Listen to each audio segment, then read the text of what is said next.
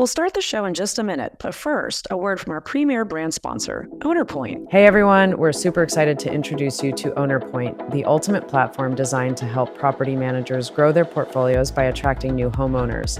OwnerPoint isn't just another CRM. It gives you access to targeted lists of potential homeowners and the tools to create powerful marketing campaigns that reach the right audience. That's right. If you're looking to expand your business, OwnerPoint makes it easy to identify and nurture leads.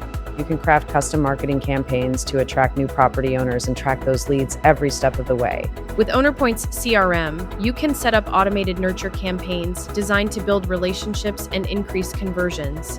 It's all about making it easier to turn leads into clients, so you can focus on growing your portfolio without missing a beat.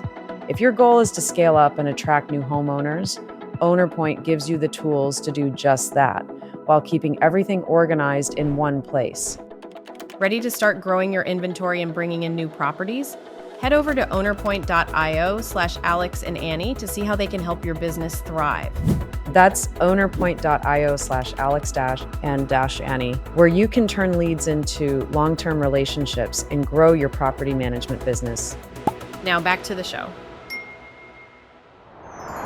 Welcome to Alex and Annie, the real women of vacation rentals. I'm Alex. And I'm Annie. And we are joined today with Amy Hinote, who is the founder of DARM, the Data and Revenue Management Conference, and the Women's Conference.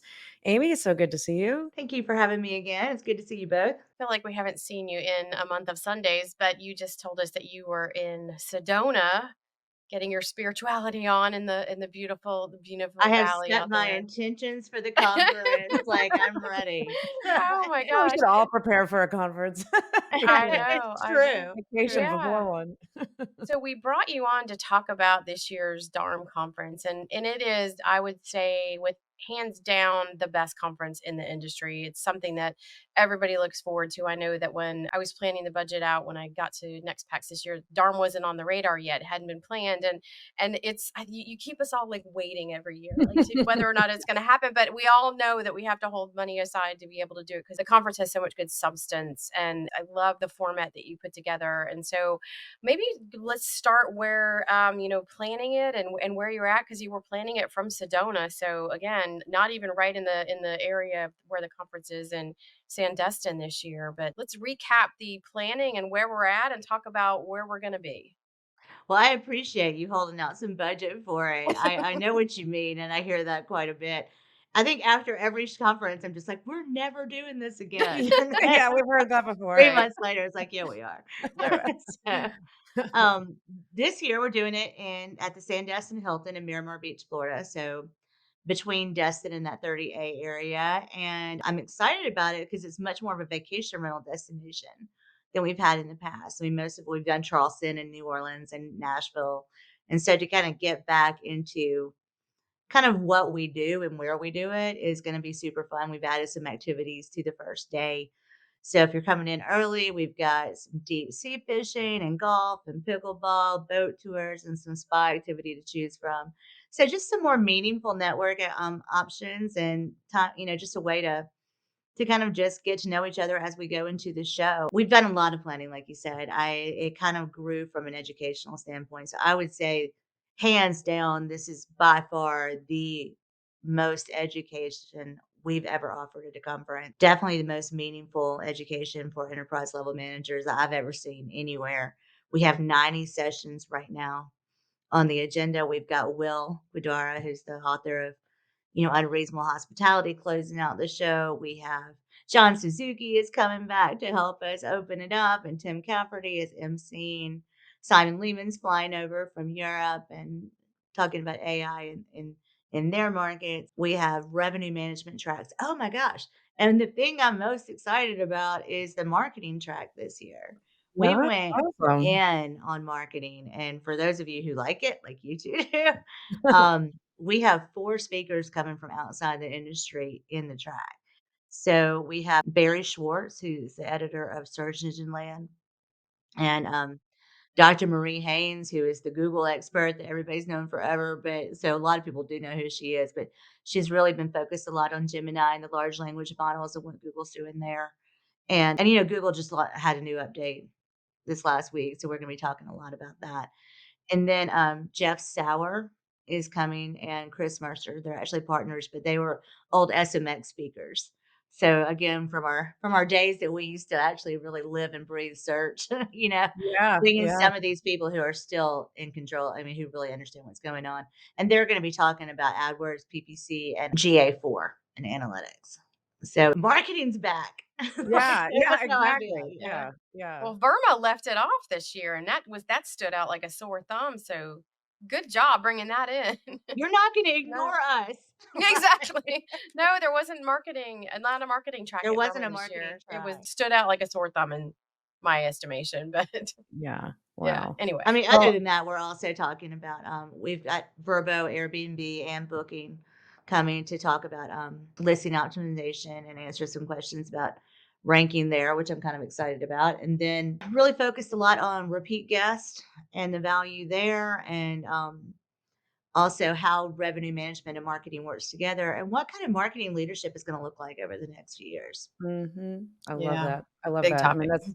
that's one thing that I talk to clients a lot about, but 2 things actually. I mean, how revenue and marketing should be working together, and then also the marketing leadership, because you've got companies of all different, sizes, sophistications, and, sometimes they might not have revenue or marketing as part of their team, right? So it's like sometimes you have outsourced people, sometimes you have in-source people, and even in companies that are larger that have that as in-source in the company, personnel, there's normally they don't necessarily coordinate the best and they don't communicate the best. I've been part of that before. So I think more information about how you actually do that in a meaningful way is really helpful for these managers, because this is definitely an area that there really is no manual on how you're supposed to coordinate these teams, and it's an art and a science for sure. So I'm excited to go to those sessions and see what you've got planned. I agree. Honestly, marketing's changed a lot in our industry, but I think it kind of took a back seat, Mhm. especially as during COVID. I mean, marketing was essentially about keeping up. Yeah. It was just, demand was high, and the channels have changed quite a bit, and everyone's channel mix has changed over the last 12 to 18 months quite a bit. And I believe that there's so much more on a direct level that can be done. Airbnb is having their own issues right now. The co-hosting thing is still worth discussing at some point soon. Verbo is not delivering in the way they have before. Booking's still pretty new for a lot of people. So the fact is you've got to have a direct strategy as part of your comprehensive effort.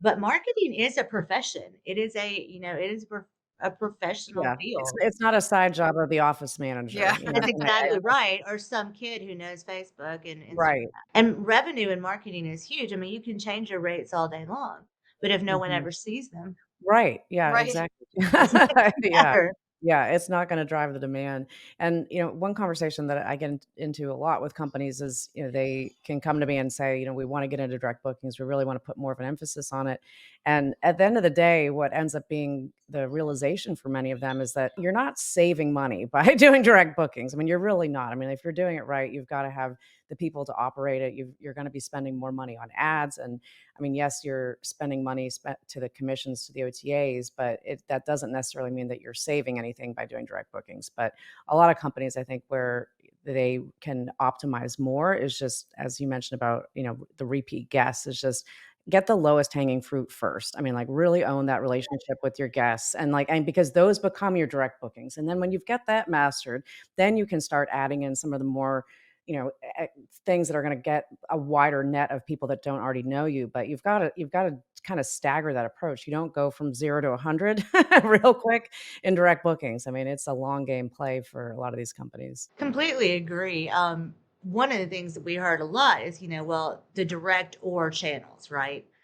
And so if you look at the whole pie, let's just say hypothetically, you've got 100 bookings coming from Airbnb, you've got 100 bookings coming from Verbo, you've got 50 coming from Booking. Well, that's your pie. Yeah, Like yeah, the exactly. rest So is more. how do you want to cut it So it's different? like it's not like that doesn't Yeah, just mean you're still only going to get 250 bookings, but some are direct. yeah, It's like yeah. what you're trying to do is open up that other channel, and yes, it costs money. I can argue. I mean, I would argue. I think that it doesn't cost as much, or it doesn't cost any more or less, than channel management if you're doing it right. But I do think it is a channel. Direct bookings is a channel. Google is a channel, and Google is not the same in 2024 as it was in 2023 or 2020 or Yeah. 2015, the last time you Yep. looked at it. Yeah. And it I won't was be the I'm kind same of next amazed. year.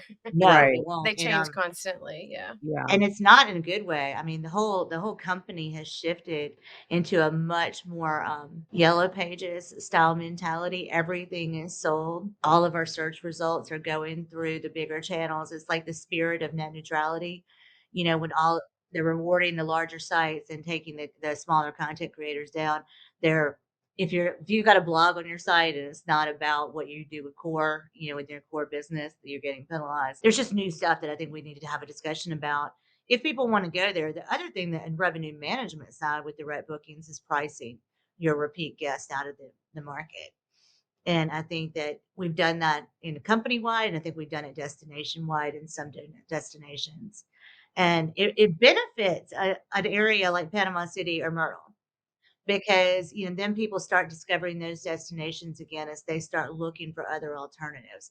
For example, in our market, Gulf Shores, Orange Beach, we end up getting a lot of money from Panama City. I mean, a lot of bookings from Panama City at one time, and due to rates and reputation. And then now we're seeing a lot of our bookings go to Panama City because Gulf Shores and Orange Beach went too high on pricing. So you don't want to lose your core. But you wanna keep those guests so that when they do wanna go back to Gulf Shores or Panama City, whichever side you sit on, you're able to get them back. That's where companies really The stand to one gain. that did, I think, the most damage to themselves in that scenario is 30A. 30A priced themselves out so far Yeah. out of the market, and then so many people came into the market that were new. They thought they were gonna be able to keep them in, so many people bought new inventory at these high prices that they had to keep the prices elevated, and just to think that some of the like, I think in July, we went to the Florida Favor event in August, and they were reporting the July numbers, and they were saying, they didn't get outside of 60, barely 60% occupancy in July. That has never happened since Wild. I've Yeah. ever Yeah. seen numbers for that market, and that's just something that they're gonna have to really take a look at themselves and say, like, "Did we as a market go crazy? Were there a couple of managers that went crazy?" I mean, I think the whole market just went crazy, and the last couple of years, people just took it for granted that it was always gonna be this way. So I think it's good to have a reset like DARM to be able to get back to the basics. And Alex and I were just over in Italy at a scale event over there, and her and I did 2 days of I did a presentation one day about distribution, like diversification, but how that included your direct strategy, how it included working with your competitive set in the market, how it included working with your chambers of commerce and your distribution channels. Then Alex, like the second day, talked about how the marketing actually worked to do all these things and make it effective. And it was interesting that over there, the adoption of channels is far greater than it is in the US. I mean, they feel like you have to have your eyeballs from every direction, from all over the place, but they are dealing with channels that are very localized within a country, kind of like if we had one for every state, So I think it's a different scenario there, but there's just that desire of some companies to take revenue management and marketing and make them two completely separate pieces of the business. It just I don't think it ends well for And anybody. distribution. I mean, it's the convergence of those 3 areas. It's revenue, Yeah. marketing, and distribution that it's like it's not one or the other in any case. It's Yeah. all It's 3 all of working them together. working together. Mhm. Yeah. Completely agree. Every source of revenue is a channel. And in marketing, what we used to be really good at, which we're not as good at right now, which I'm hoping that we get there again soon, is mastering each channel. So let's say Google is, part of your funnel. You have to know, how to rank well in Google. You have to know, how to communicate with the person who's coming through there. That I mean, how to write your ads, how to write your, and there's just a lot there you have to master, which we all know that. But that's also true for Airbnb. Airbnb is one of your channels, so then you have to master Airbnb and to have that channel perform as well as it can. And also with Verbo, and some of these things are very, like you said, it's science.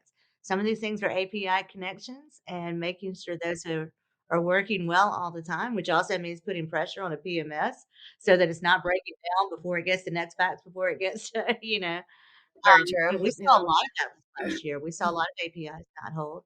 On top of that, Airbnb is not doing a lot of API support right now with the software companies. So, and we don't, I mean, if you don't have a channel manager, you're not really getting an alert when your API is not pulling availability. And so, if you, for instance, if I'm Streamline, I'm using the Streamline API, And the Streamline channel manager, they're not going to tell me that the Streamline API is not pulling real time availability. Right, right. Yeah, yeah. But Airbnb and Vrbo will drop me down if that's not pulling Well, correctly. thank you for And like justifying the value of NextPads. No, but it's anytime, absolutely Eddie. right. I mean, when you have a discipline that you're focused on, you're more inclined to raise a flag when something's wrong. Whereas a PMS has so many things that they're trying to take care of. Their first and foremost is not about that until somebody brings it to them to say like, "Oh, Mhm. there's a problem here." And at And that so, point, oftentimes it's too late. I mean, you can't yeah, go 3 or 4 days without any Airbnb bookings, but if you're not, as a property manager, watching every reservation that comes in, you might just never you're not notice. gonna catch that, You would so totally there's not too much know. going on. Yeah, Yeah. In fact, Yeah. most people didn't know when it wasn't working. Yeah. yeah, Yeah. I mean, Yeah, no, yeah. like, you're but right. then they're like, "Why are my listings not showing up, very high on Vrbo?" Well, Yeah. for a while there, your software wasn't connecting. Yeah. Yeah. I'm But I curious. agree, it's almost impossible to do, but that's where marketing should be coming in, and that's where I think that we'll get some more systems in play to be able to really monitor like we used to be able to do, to really, know what's happening on every channel that you're responsible for working on, Mhm. administrating it. Outside of that, I think the revenue management piece, I want to go back to that really quickly, is, and I don't know how this happened because we never taught this at DARM, is you don't start the year with your highest rate and then go down until the day of arrival. A lot That's of not companies revenue do, management. though. Mhm. I Yeah. Yeah. Oh, Yeah. never. I promise you. I've gone back and watched videos. That Yeah. was never in one session. So I Yeah. don't understand like going super high on your repeat guests because that's who books a year out. Right. Yeah. Yeah. So get them in the door. Once you get 30% of reservations on the books from your repeat and your core business, Yeah, then raise the rates. Yeah, I mean, it's more of the hotel or airline strategy that in my market, a lot of the condo resorts, that's how they operate. That starting Black Friday, they've got the best pricing to get their repeats booked. That extends till about like mid-February, and then, based on how things are going, it's like hopefully they can start raising the rates, but we don't talk a lot about raising rates. It's always about it's just like it's dropping them. I feel like, and that's a fundamental change in our industry of like how do we but how do you we don't get need a to where we revenue should manager be? for that. Yeah, yeah, I yeah. mean, like, set your high rate and then start moving it down whenever you need to. Like, that doesn't help anybody. That doesn't No. help the market either, and it certainly doesn't help the expectations for guests and, in the destination. Going back to 30A really quickly, I don't think 30A managed expectations Mm, well true. with Yeah. people Yeah. coming in. I don't think people if you're selling a beach vacation, but you can't get to the beach, Yeah, you know that's a good point. Well, that's a whole Yeah. nother that whole beach access right? issue is a completely different, like, animal that they've gotta tame, so Well, the agenda looks amazing. I mean, you said there's 90 sessions, and I'm looking at the grid right now. And I saw you before we hit play, you showed me the board that you've got with the Post-it notes to organize all these things. I Yeah, don't I've know. got Oh, zero Wow. time. If you're not on Miles YouTube, head Miles over. Chu from Compass loves this. Yeah, yeah, I don't know how people do all this just looking at a spreadsheet. Like, yeah, I have an entire table. Like, And yeah, we were talking about it off camera, like the balance between attendees and vendors. And so, you need vendors to make an event the big event, like to do all the things because you need sponsors and you kind of need some of that, but you have to have a balance in it. And so, how do you find the ability for yourself to balance out one, the attendance numbers, but two, what the education is that it doesn't become, because it's the thing that has come up, Verma specifically, is that a lot of the sessions people feel like it's an advertorial for a sponsor and it's not necessarily deep in substance and education. So how do you find that you are able, because I feel like you do a good job at it, but you're able to balance all of those things out? I mean, in some cases, the real truth is a vendor knows more about a subject than a property manager does. So I think that the ultimate goal, just for the agenda goes, is really what do we want to teach? What are the subjects we want to teach and and then it's who are the best people to present on these subjects. You do hear the pay to play thing, and we do have some pay to play state. There are sponsored sessions here too. They're obvious, they're sponsored sessions. So, but at the same time, again, in some of those cases, for instance, Jeremy Goff from Breezeway is talking about property data and guest interactions, and they have a lot of data on that piece of it, which is incredibly as far as quality of a product versus in the revenue management algorithm, that's a huge piece of it. And so knowing, guest review scores and property scores and also maintenance reports and housekeeping and inspector reports, those things are really valuable in terms of rate setting too. So Jeremy Gall is probably the smartest person on that on that piece of it right now. And so yeah, he's the one speaking on that. I think though this time we did outside of the agenda. So women and tried to gather the smartest people about a certain topic to come address it. And then we sold a limited number of sponsorships. We used revenue management too to try to Oh, there control you go. that those levers of the property manager attendees versus the vendors. And so and we've gotten a lot of a lot of pushback from that from the vendor community because they're the ones who will probably hurt this time more than anyway, more than the property managers. But we do have a really high mix of property managers.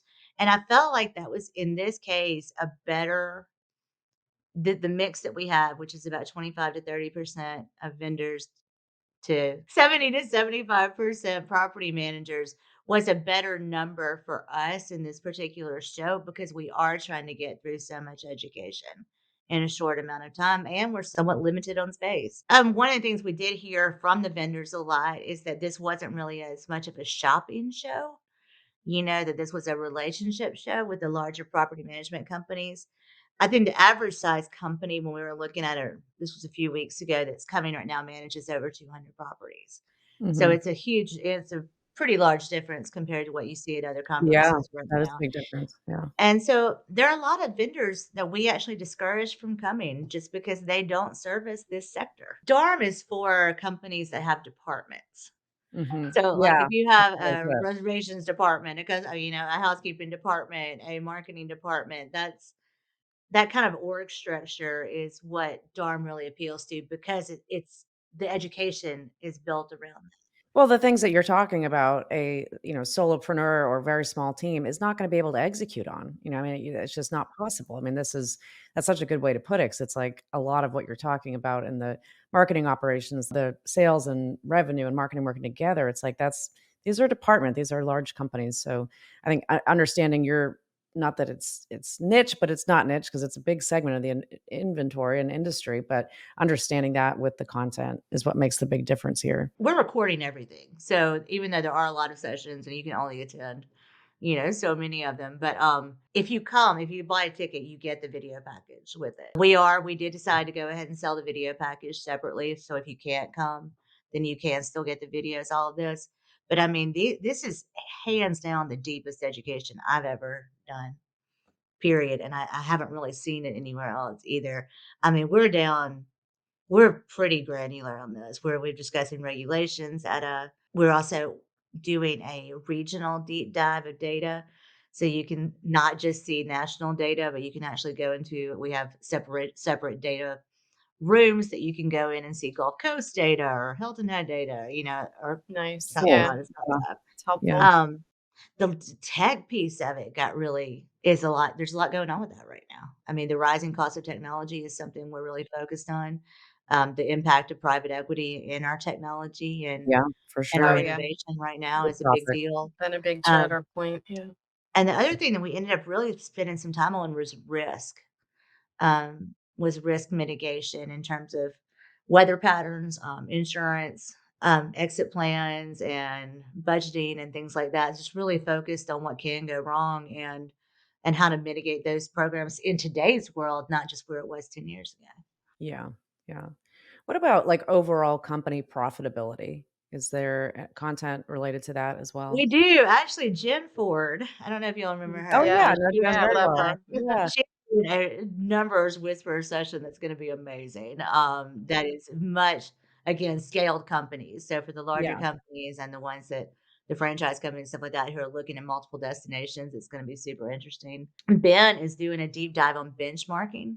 So okay. really about what you should be paying, like what percentage should you be paying in technology? What percentage Right, should you be and paying in overhead marketing? and yeah, yeah, Exactly. We've interesting. got, Maria and Melina who are coming in and really Oh, talking great. about using customized reporting, Yeah, to be able to focus on that, but also where that, how those two things work together, how your budget and your reporting work together to serve you the best. Mhm. One of the things I'm kind of excited about is we have Wells Fargo, Richard and Willard are bringing in Meredith, who is in charge of their ESOP division at Wells Fargo.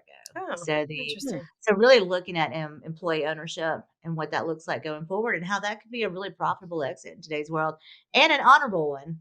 Something that leaves you able to still live in the destination where you sold your company without having to Yeah. move. Right, right, yeah. Oh, that's interesting. Sarah talks about that. Sarah Bradford talks about that all the time, about the destination she sold and was just it's too pricey to live in. Stuff you don't think about, but that's stuff that people need to know about. Yeah, I mean, yeah, especially as you get larger, I think I was having this conversation recently with someone about the maturity of a company. That the newer companies, it's easy to be disruptive and stuff like that when you're young and you're able to pivot really quickly. And but as you build into these departments and you have pretty set organizational structure, that a consistent one that employees can trust and rely on, that yeah. people want to know what their job is and who they report to and where they fit into the company. Yeah, org And chart. that requires some maturity in a company. Mhm, And I think that's where a lot of this education comes in. It's like, mhm, how do you improve? We've looked at every single piece of the company. And so how do you improve this piece of it? And then mhm. created a session around that. Yeah. Oh, good. Well, I'm glad I asked that. That's a good one. Yeah. I'll make sure to go to it. We'll be back in just a minute after a word from our premier brand sponsor, Boom. I'm Benjamin Vale, and I'm the owner of Hospitality, and we are a short-term rental and mid-term rental management company in Columbus, Ohio. We manage about 140 furnished listings, mostly in Columbus, but also some in Cincinnati and surrounding cities around Columbus.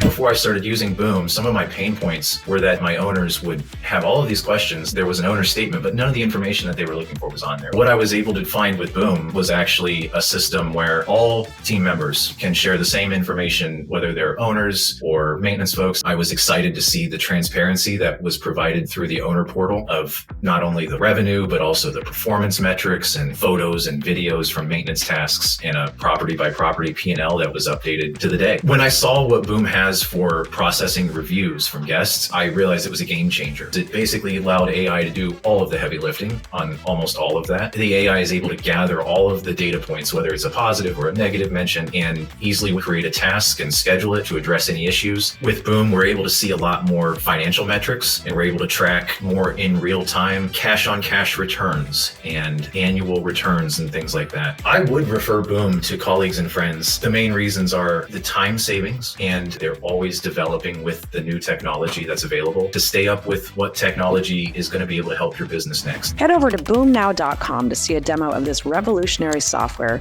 and be sure to include that you heard about Boom on the Alex and Annie podcast. Our listeners receive 50% off onboarding fees, and the first month is free. Go to boomnow.com and see for yourself how AI is revolutionizing the future of property management systems. Let's talk a little bit about the Battleground. That's always a fan favorite at these events. So tell us a little bit about how it's going to work, who's involved in it. We're super excited. Well, right now we're focused on not allowing people to cheat this year in Oh, it. Oh, okay. I'm Okay. looking oh at you, gosh. Andrew That's Kitchell. good. Oh, No poor mail-in ballots wheelhouse. or anything. They're gonna wear that stink forever. I know, forever. They're lucky they're getting to do it again. Oh goodness. Mm. But this is fun, honestly. So it is a full-on pitch, Shark Tank kind of style thing. So we have judges, and And who are they this they year? have um, I can't announce that Okay, okay. Oh, surprise. yet. Okay. I know we had We have a surprise judges this year, exactly. Okay. okay. So We had the last year's judges on Oh our yeah. show earlier this year, In spring, Travis yeah. and Julie and CJ, but yeah, I thought they they did a enjoyed it. really good job last year. Yeah. Yeah.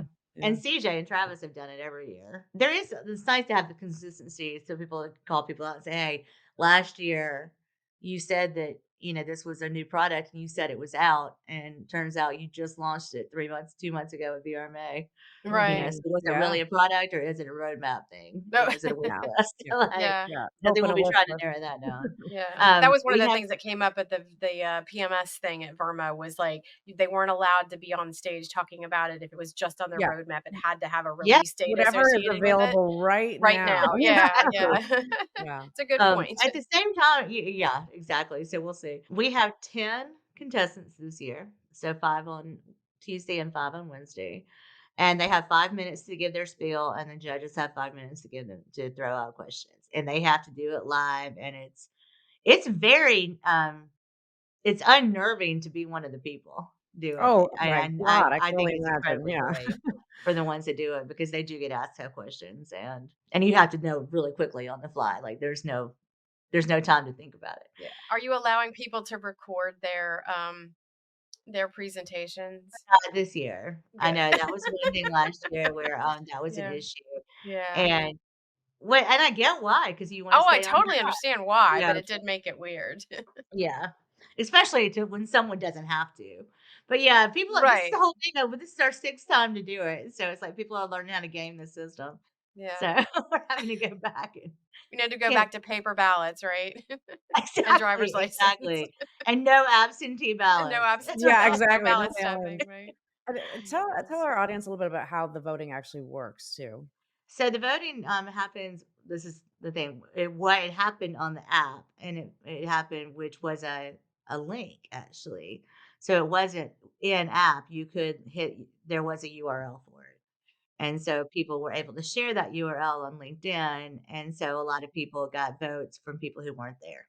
So that's what happened last year. But there are 2 ways you win. You win the judge's choice, and you win the popular vote. And so the popular vote is done through paper ballots and through the app, which now is going to be done as you log in.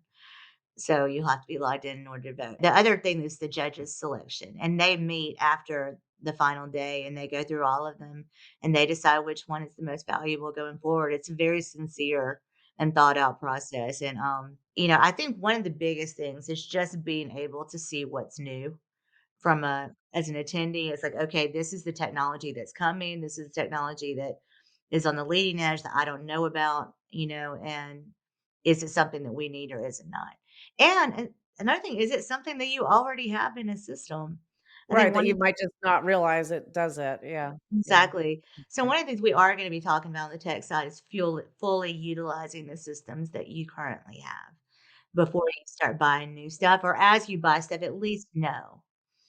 So, because the tech costs are way too high there, and this is what you'll see in the benchmarking session. The people right now are currently spending way more in tech than we've ever spent. Yep, I And, believe that. um, but it's not even just in the sense that, oh, well, of course there is more technology, more of the company is dictated by, but we're spending more on some of the same tech and some of the older tech. I mean, private equity, the truth is, I mean, their goal is to go in and make money. They take a business and they want to take a business that was really innovative and turn it into a profit making machine. And a lot of times, what that means is rate increases and fee increases for the property managers. So I think we've seen a lot of that in the industry. We've also seen kind of a lesser competition in tech. Recently, there's some new things coming up, but yeah, I think that has what has private equity done to our competitive landscape is I wanted interesting. to, well, on that, is there so about utilizing your tech stack to its fullest capabilities? One of the conversations, and actually goes back to when we had Travis and CJ and Julie on, we were talking about some of and private equity has, I think, done some of this, is forcing people to be within one ecosystem and not being allowed to use the pieces that they like.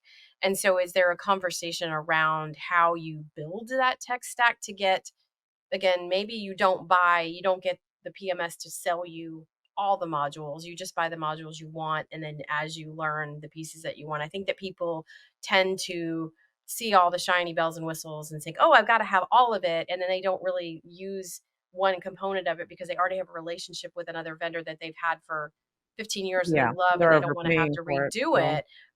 Yeah. Is that going to be part of this conversation? And I don't know if it's within Ben's or a track or even where it would actually lie. But A lot of the conversation that we're having on the tech side is around where we're going with code. And the reason I bring that up in this conversation is because we're looking at the future. So you have like all the systems we've got in place right now, but where does that really mean? Like, where are we really going? Especially when you see some companies who are not innovating at the same pace that they had previously under private equity funding. And the truth is code is changing dramatically. So one of the conversations that we do have, we're having a debate on standardized APIs. Back when everybody closed in systems and closed in your ability, like your APIs would only connect to certain partners, to keep a kind of a closed loop system, is to try to create a moat around a tech product. And so as a result, you both have hotel industry experience. So it's like, how Marriott and some of the other larger ones, they got kind of like, well, and banks too, got confined to a DOS system or some Yeah. type of an early Windows system that yeah, they Yeah. couldn't get out of because there was a moat Yeah. around their tech systems. So they weren't able to just plug and play and move and ease out into a new environment until their core system was ready to move. And then, of course, they were left with a buy versus build decision. And a lot of them spent, I mean, billions of dollars trying to build something that would work for them, which obviously doesn't have any capability to link across the board. But the idea that systems talk to each other is just how we're going forward. It's the same concept of HubSpot, coming in and being able to talk to all the social channels. Like there's just the idea that we're going to be able to go forward without a standardized API. At some point, we're going to have it. Now, whether that is done through a GDS style channel manager or whatever, that there's a normalization point there. I don't know, like an Amadeus style thing that they had to do to get around it in the hotel industry. But the world going forward, we have spent more money on developers in our industry Yeah. than Yeah. yeah. any. Yeah. Somebody Like got it's rich. I shocking. mean, it would be fascinating to figure out what that number is if you take When you think all about the all the tech companies. funding we got, My God. all the funding that all the tech companies got, how much Yeah. of it went to developers?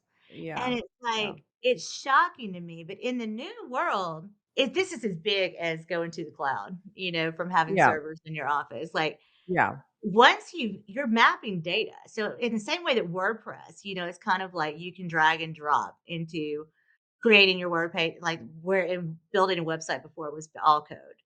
Now they're putting a front end on code. And I feel like that's where we're going with this. Once a standardized, our database isn't overly complex, or it doesn't have to be. And so looking at like data, for example, key data today would have been a much easier lift, Oh, you yeah, know, for sure. in Yeah. this world of where we're headed in Built with AI. code, Yeah. and not having to spend hundreds of thousands of dollars on or millions on developers to get a system to market. And so it'll give us a lot more flexibility to build what you need and not have to pay a fortune for it down the road. We're certainly not there yet, but we'd like to introduce this conversation of the standardized API. I mean, it's already been happening. Simon's been trying to work on in Europe too. I think you guys probably had that conversation with him before. He ran into some roadblocks there, but these companies, they're going to be there like Guesty and Track and Streamline and Habit, this whole crowd. Like the days of building a moat around your system are just over because all you're doing is waiting for it to sunset your system at that point. Now you're just clicking down the time. And so that's not, nobody wants to buy a software system that's just waiting for it to die. I'm intrigued by, and this goes off of that, is the amount of enterprise size PMCs that are deciding to build their own tech stack, because there is the ability. It's a lot easier. It's not as cost prohibitive it used to be. And I know, like from a next pack standpoint, we have a supply API and a distribution API, and it's like anybody can tap into that supply API. So like if you're out there building it, it's like if you have the resources to write to the API, like you can tap into all this distribution that you don't have to go through like 5 different pieces of a system to do. And I'm really fascinated about the number of people that are doing that, that are deciding to like say, I've been on a PMS and I've been frustrated by it not doing the things that I need, and I need to customize it for my operation. So they're building out their own. And so I feel like there's going to be more of that because, to your point, that it's just there's going to be some basic parameters, maybe some standardization, if you will, that's going to be out there. So it'll be interesting to see where we are like 2 years from now, like how many managers are on their own system versus how many are actually using a Inhabit Group or, a Track or any of these larger PMSs that exist now. I mean, they may be frustrated with what they're on, but I think at the end of the day, it goes down to, I mean, the cost to maintain your own system, to have your own developers. Again, like direct bookings, I mean, you're not, in my mind, you're not saving anything. I mean, my gosh, I've been there, done that, and worked for a company. We had our own system that, still had to pay the resources and the people to maintain it, but how we leveraged it to be able to do business with other companies is where it really made sense. And I think a lot of companies that I've heard that they might say, "I wanna build my own system." It's like, in theory, you do, but you've gotta have somebody that really understands the industry to build it, and that's where you can hire a developer to connect APIs all day long, but people that actually understand our industry, I mean, those are few and far between, and those are very, very, heavily salaried people to get on your team to build something. But don't you think AI is gonna answer some of that? Like, AI can write code, like, No, you can teach them. it's not the code, it's the understanding. Like, when we were in Italy, we went to, Alon from Boom's presentation that he said, the slide said IK plus AI, and IK was industry knowledge plus AI. I mean, AI, we would be remiss to not talk about it in this conversation, is changing things extensively and expansively within the PMS world, but I mean, if certainly that's gonna help with development to some extent, but you still have to know the industry and how you're gonna pull those parts together, because otherwise you could build a system, but then you still have to add on all these other systems because you're not connecting them in the way that is really gonna be, fulfilling to the business. And I think that's what we've seen the most of. So much money that's come into the industry. I think a lot of it's ended up being wasted on a lot of PMSs because they don't know. Yeah. I mean, it wasn't built from a foundation of understanding true property management. Yeah, I think we've seen it a lot in media. I was just at a hotel recently, and of course, you go in and you hit the guide or the menu or whatever. You can get hotel information. You can order in-room dining right off the a QR code on the screen. You Yeah. can access all of your Prime, your Netflix, all of that right there. So everybody's kind of like that is something that not too very long ago, those systems were standalone. So Yeah, it's not yeah. like you had to use a cable, you know what I mean? Who has cable? Like, it's Yeah, like, you know, exactly. I mean, I Yeah. feel like that's kind of where we are, is that just as an analogy, is that these systems right now are kind of like cable. And Mm. I and it's just true. They know Yeah. it. Yeah. So Mhm. I don't think I'm offending anybody. They all have a Yeah. shelf life, which is why all the exits are where they are and where they need to be. Um I think a company like Guesty, who potentially could go IPO, then they're invested in continuing to keep up. If you build your own software, you just like Vacasa has just found, now that they're doing an RFP, trying to buy software, is there's only you can build software, like you said, as long as you've got a team in house, Yeah. that Yeah. can do that for you. But eventually, those ideas get old, and the way people know how to do things is old. I mean, look at Narrowcast from Navis. That was Yeah. everything for a long time. If it were me right now, if I were a property manager right now, I would be very tempted to stay whatever I'm on right now and try to use it to its max capacity. If I was using Streamliner, if I was using Tracker, whatever, I would be very tempted, or Barefoot, to stay where I am and use and really understand, what all it has there. Because a lot of these people have built out a lot of functionality that people are paying for in other places. And then watching the system, really kind of gathering your needs and your output. Output is gonna be key because, like you said, it's about what do you really want the software to do? Because it's gonna get a lot easier to build whatever. But knowing what the output needs to be is so incredibly critical, and knowing why you're doing certain things that you're doing. Right. AI is massively gonna transform code. I think even more than search, like, all we're looking at it right now is what we talk about it a lot in, search and in content creation right now. But the code side, I think, has a way bigger impact on our industry. Yeah, huge, huge. I mean, we were at, Scale Italia also, we were asking people about, I mean, these older systems that were built, pre or early 2000s into the, late 2000s and beyond. for them to adopt AI right now, holistically is impossible, right? I mean, like, even to make major changes within how their system operates is impossible because they've got these titanic ships that they've got the way that data is structured across so many different variations. You can't just make a change and now get everybody onto this new way of doing things. And trying to infuse AI in that to be able to interpret all that data, it's just not possible. But I mean, we see, there's a lot of companies that are adding in chat modules or, review responses and stuff like that. But I mean, that's just etching the surface of where AI is really going to take things in this industry. I mean, I think we've already seen so much just in the last year and a half or so since everybody's been so focused on it. But it's like, my God, to think what the Battleground will have next year. Right. It's incredible. Yeah. Yeah, I'm pretty pumped about it. I think there's an equalization, on the tech side, or democratization on tech that I think is going to be really fun to finally to see Mhm. that pendulum swing back towards. I think it's going to make people better managers. I think it's going to be better for the new employees who know how to use who have more fun with their technology experience than they're Yeah. currently having. Less I and less think burnout at the end of the Yeah. day. I mean, like, this could be, people that are using AI in the right way. It's like, this is how you can still have a life and be in property Yeah. management. Very true. Yeah, Very they true. want the question, are you an early adopter or are you not, right? So if Yeah. you are Right. if your whole culture is tech, then try the new stuff and build it out, But if you're Yeah. not and your employees are not, then adding another system for them is really it's not fun. It's not fun to have No. to log into 20 systems a day. I was Yeah. one of those. The fact is I really was an early adopter. People joke about my go-to meeting and Mm. Salesforce and Skype and all this stuff all the Yeah. time. Yeah. But, I really was an early adopter at one time. Yeah. So, but the people who had GoToMeeting, of course, nobody has GoToMeeting anymore. Yeah, that's all we Sales, used to use HubSpot has changed pre-COVID. all of that, and Zoom and Slack versus Skype, all Yeah. this kind of stuff. And it's like the funny thing is for all of this group is all those things are going to be old too.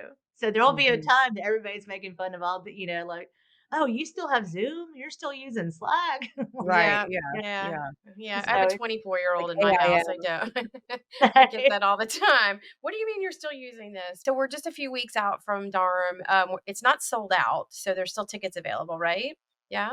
Actually, we've got a pretty decent spot. Sandestin added a new ballroom, which gave us a lot more meeting space, and we have a buyout of their entire meeting space. If we fill up one ballroom, we'll live stream into another. So come on, we definitely want you there. And we have a lot of education. Again, this is about learning. I mean, this is not our parties may not be as good as some of the others, but we do have a lot of meaningful networking and a lot of really, really deep dive education. I always come away very enriched and like mind blown at the stuff that I think I know that I don't know and love it. I think I'm excited. I know I've talked to other people that are attending and they're just we're just so grateful that you're doing the event because like I said, we started the year out like, is she, isn't she? Like Yeah, this is really exactly. great. I was So right. can we put you Me on too. record?